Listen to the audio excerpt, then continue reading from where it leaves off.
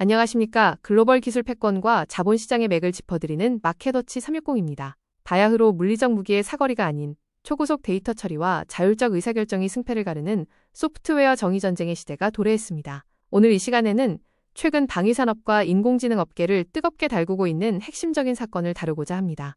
세계 최고 수준의 추론 능력을 자랑하며 인지적 두뇌 역할을 하던 엔스로픽이 미 국방부에서 전격 퇴출되는 충격적인 일이 발생했습니다. 흥미로운 점은 국방 시스템의 중심에서 뇌 기능이 멈추었음에도 불구하고 전체 군사신경망은 단 한순간의 마비도 없이 정상 작동했다는 사실입니다. 그 중심에는 바로 팔란티어가 구축한 거대한 통합운영 신경망이 존재합니다. 팔란티어의 시스템은 어떠한 특정 인공지능 두뇌에도 종속되지 않도록 필요시 다른 AI로 쉽게 연동되도록 설계된 유연한 플랫폼입니다. 국방부가 기술의 무제한 사용 요구를 거부한 엔스로픽을 배제했을 때 이 정교한 아키텍처 덕분에 팔란티어의 시스템은 즉각적으로 다른 인공지능 모델을 새로운 두뇌로 이식하여 작전의 연속성을 완벽하게 유지할 수 있었습니다.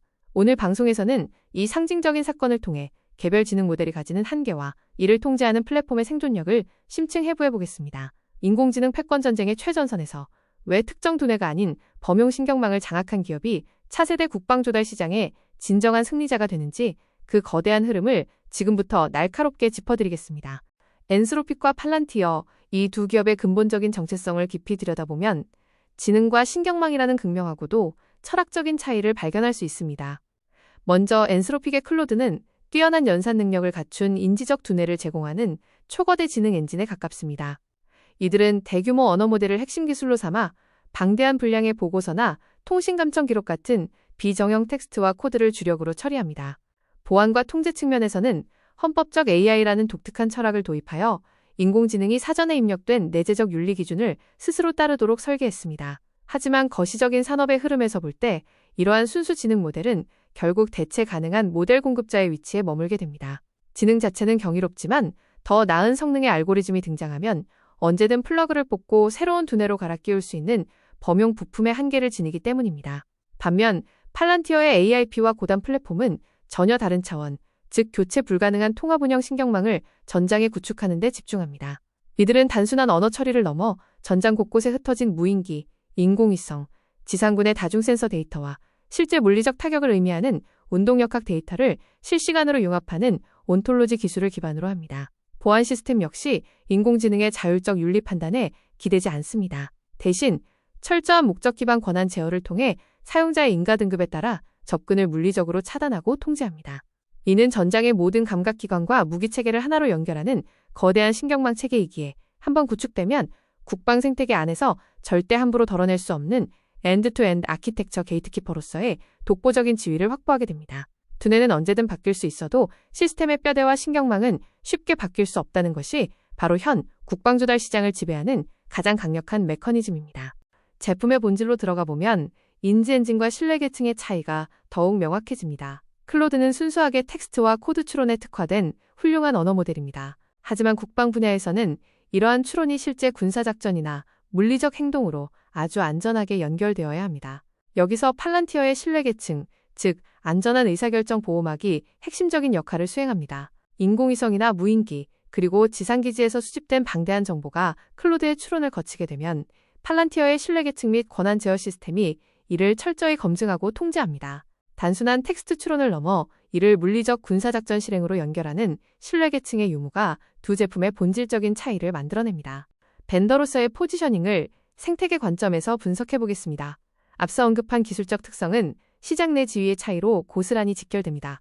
엔스로픽과 같은 지능형 모델 제공 기업들은 뛰어난 성능에도 불구하고 시장에서 대체 가능한 범용 도구 공급자로 인식되고 있습니다. 플러그 앤 플레이 방식의 부품처럼 언제든 성능이 더 뛰어난 다른 인공지능 부품으로 교체될 수 있는 성격을 띱니다. 하지만 팔란티어는 전혀 다른 전략을 취합니다. 이들은 국방 IT 인프라의 파운데이션을 장악하여 교체 불가능한 인프라 게이트키퍼로 자리 잡았습니다. 단순한 도구의 제공을 넘어 시스템의 토대가 되는 생태계 자체를 지배하고 있는 것입니다. 국방 생태계를 근본적으로 이해하기 위해서는 먼저 알고리즘 전의 도래가 가져온 본질적 딜레마를 짚고 넘어가야 합니다. 현재 국방 AI가 직면한 가장 거대하고도 어려운 최대 과제는 바로 작전의 속도와 시스템의 통제력을 동시에 확보하는 것입니다. 기술의 발전은 우리에게 전례 없는 기회와 압도적인 속도를 제공합니다. 인공지능의 초고속 상황인식과 방대한 데이터 처리 능력을 바탕으로 현대전은 과거에는 상상조차 할 수 없었던 속도로 전개되고 있습니다. 하지만 이 가공할 만한 속도의 이면에는 국가 안보를 위협하는 치명적인 위험과 취약성이 도사리고 있습니다. 이 위험성은 크게 세 가지로 요약됩니다. 첫째로, 시스템이 실제로는 존재하지 않는 표적을 잘못 식별해내는 환각 현상입니다. 둘째로, 철저하게 보호되어야 할 기밀 정보에 무단으로 접근하여 발생하는 심각한 데이터 유출 사고입니다. 마지막으로, 인공지능이 인간의 통제 범위를 완전히 벗어나 독단적으로 판단하고 행동해버리는 자율행동의 예측 불가능성입니다. 작전의 속도를 높일수록 통제력을 상실할 위험이 커지고, 반대로 통제력을 강력하게 쥘수록 AI 특유의 속도 경쟁력이 떨어지는 이 아슬아슬한 줄타기가 바로 현장의 현실입니다. 그렇다면 이러한 통제의 딜레마 속에서 인공지능 기업들은 과연 어떤 해법을 제시하고 있을까요? 그 팽팽한 충돌의 지점을 이어서 살펴보겠습니다. 지능을 통제하는 메커니즘을 살펴보면 인공지능 기업의 윤리와 군사작전의 실전적 요구가 구조적으로 충돌하는 지점을 목격하게 됩니다. 엔스로픽은 헌법적 AI를 통해 스스로를 통제합니다. AI 피드백 기반 강화학습을 거쳐 답변 생성과 자가 교정을 반복하며 84페이지에 달하는 헌법적 검증 장치를 통해 악의적 공격을 95% 차단하고 해킹 성공률을 4.4%로 급감시키는 놀라운 내재적 방어력을 갖췄습니다. 하지만 완전 자율살상 무기를 금지하고 대규모 국내 감시를 막으려는 이러한 엄격한 잣대는 무기의 자율성을 확보하려는 국방부의 레드라인과 불가피하게 마찰을 빚을 수밖에 없습니다. 이러한 통제의 딜레마 속에서 진정한 연결과 실행의 메커니즘을 완성하는 것은 팔란티어의 데이터 온톨로지 기술입니다.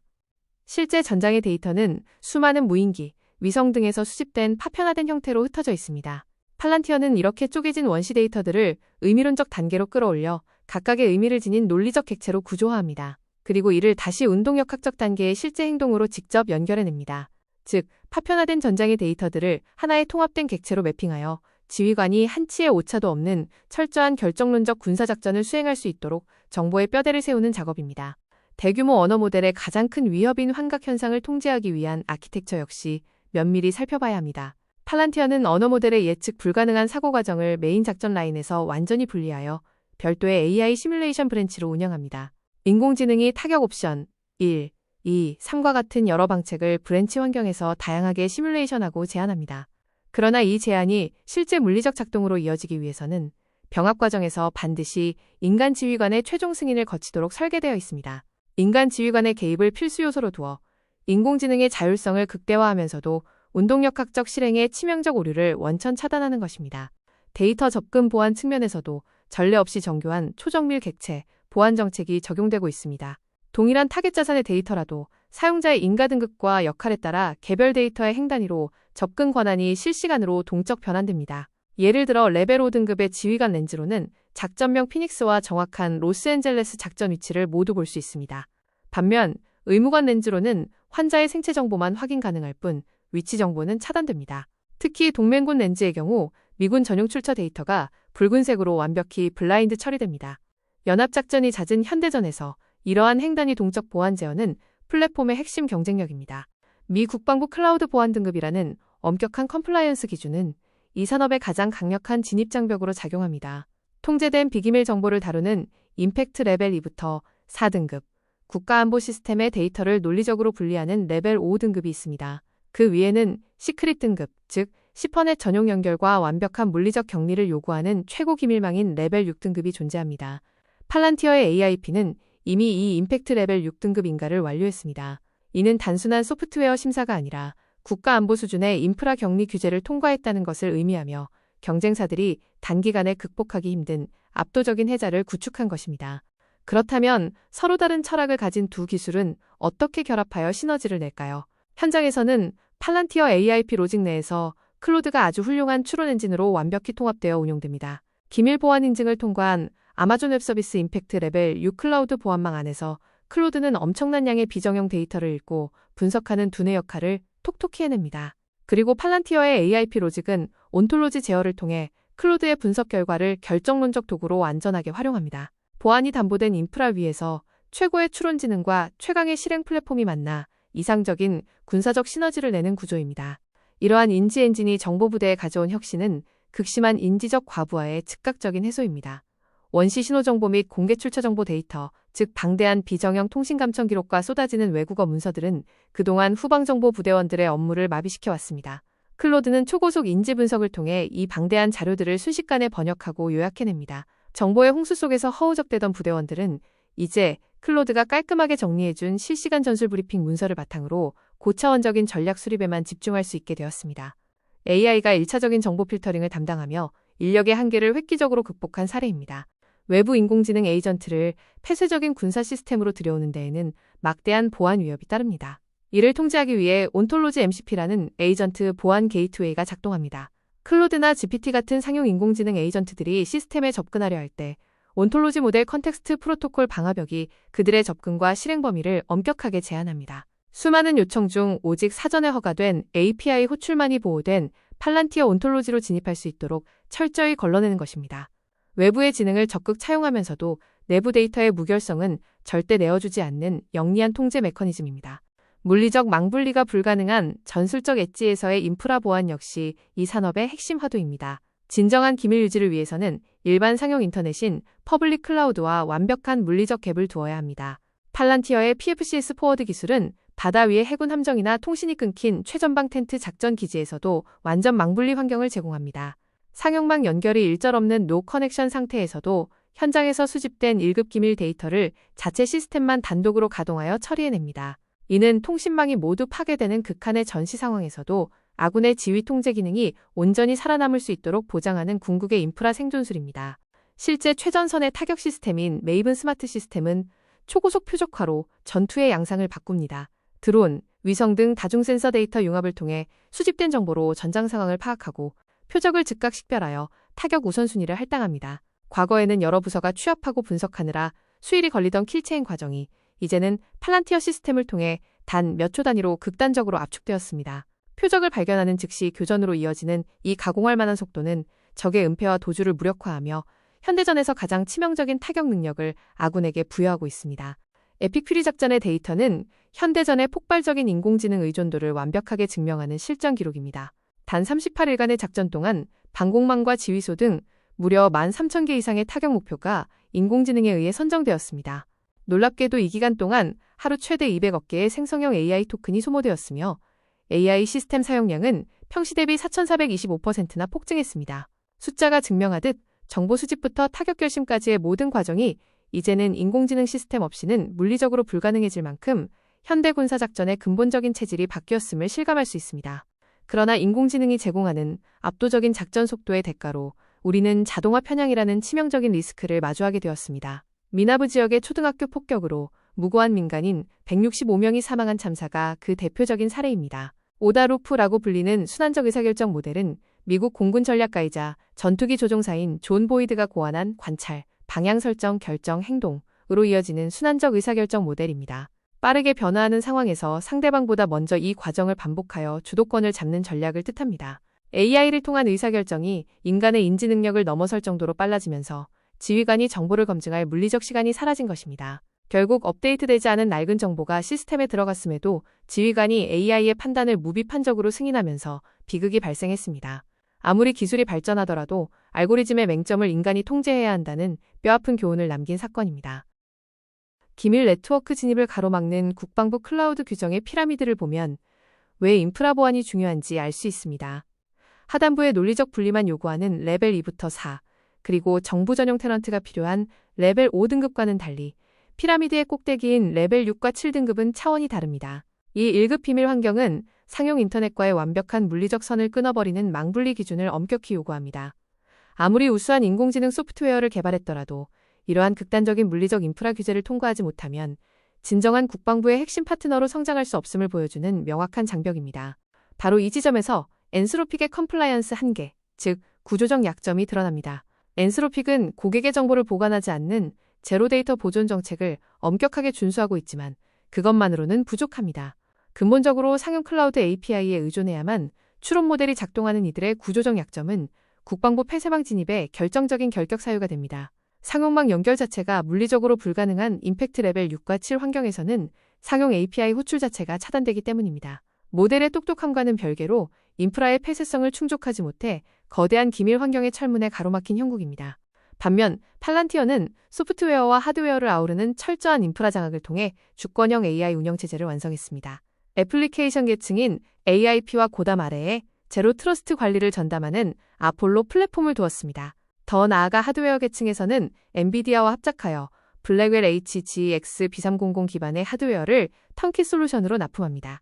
단순히 소프트웨어만 파는 것이 아니라 국방 폐쇄망 내의 하드웨어 컴퓨팅 파워부터 보안 플랫폼, 응용 프로그램까지 물리적 통제권 전체를 하나의 패키지로 장악하며 진입 장벽을 아예 성벽 수준으로 높여버렸습니다. 이러한 물리적 장악의 궁극적인 목적은 결국 데이터 주권의 완벽한 확보입니다. 전쟁 발발 시 상용 인터넷 해저 케이블이나 위성통신이 적의 전자전으로 완전히 단절되는 상황을 가정해 보십시오. 해외 클라우드에 의존하는 시스템은 즉시 무용지물이 됩니다. PFCS Forward, 즉 팔란티어 Federal Cloud Service Forward는 미국 국방정보체계국 DISA의 보안 인증을 받은 팔란티어의 클라우드 플랫폼 확장 솔루션입니다. 이 PFCS 포워드 인증을 받은 전진기지의 폐쇄망 쿠버네티스는 통신 단절 속에서도 모든 데이터를 100% 현장에서 자율적으로 처리합니다. 외부의 어떠한 간섭이나 단절에도 흔들리지 않고 국가의 데이터를 현장에서 지켜내며 작전을 지속하는 능력, 이것이 진정한 국방 플랫폼이 갖추어야 할 자율 생존력입니다. 2026년 1월 3일 미국이 베네수엘라 수도 카라카스에서 전개한 전격적인 참수 및 생포 작전인 카라카스 작전 이후 기술 기업의 철학과 국가의 군사적 요구가 맞붙으면서 정치적 갈등이 폭발했습니다. 2026년 1월 수면 위로 떠오른 이 갈등은 양측의 좁힐 수 없는 시각차를 보여줍니다.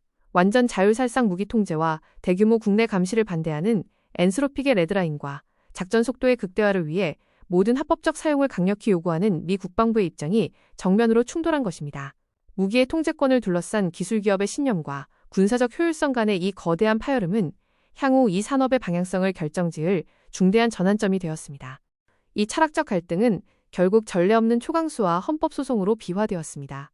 2026년 2월 26일 엔스로픽 CEO 다리오 아모데이가 윤리통제고소 원칙을 재천명하자 바로 다음날 국방장관인 피트 헤그세스는 엔스로픽을 적성국 수준의 공급망 위험으로 지정하고 전면 배제해버렸습니다. 이에 물러서지 않고 엔스로픽은 3월 9일 국방부의 조치가 수정헌법 제1조에서 보장하는 표현의 자유를 침해했다며 전면 소송을 제기했습니다. 국가 안보를 위한 강압적 통제와 기업의 표현의 자유가 정면으로 부딪힌 이 팽팽한 소송전은 전 세계 기술 기업과 국방부 간의 역학관계를 근본적으로 재편할 결정적인 분수령이 될 것입니다.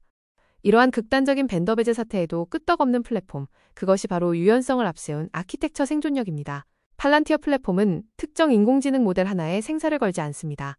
고도의 온톨로지를 유지하는 AIP 코어를 중심에 두고 엔스로픽의 클로드가 빠진 자리를 GPT-4나 제미나이 등 다른 대규모 언어 모델로 언제든 즉각 교체할 수 있는 플러그앤플레이 구조를 갖췄습니다. 하루 200억 개의 토큰 소비량과 13,000개 표적 처리를 감당해내는 이 거대한 국방 시스템은 단절 없는 모델 상호 운용성을 통해 개별 지능 모델의 한계를 압도하는 플랫폼의 위력을 과시하고 있습니다.